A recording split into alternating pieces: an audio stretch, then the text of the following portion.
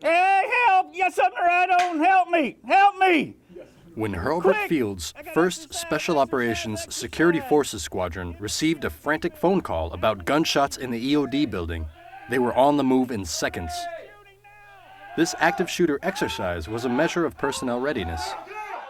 Today we wanted to see how the base would react if we had a real active shooter on base. It started out with a phone call to the fire department, which led the chain of events through security forces and through the command post, the Giant Voice. And that way we were able to get a good assessment on how the base would react if we did have an active shooter situation.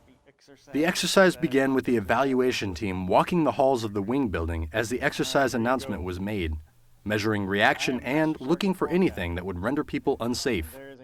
Always take it serious. But this is a military installation and there's gunfire every day. But you can never let your guard down because it can happen at any time, any place.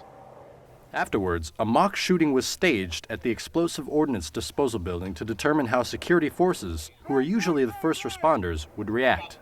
I came in 4th, so we had officer down, 1 injured.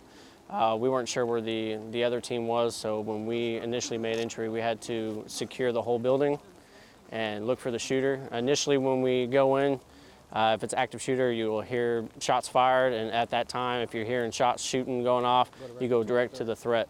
Evaluators were not only impressed with the team's performance, but with the response of bystanders.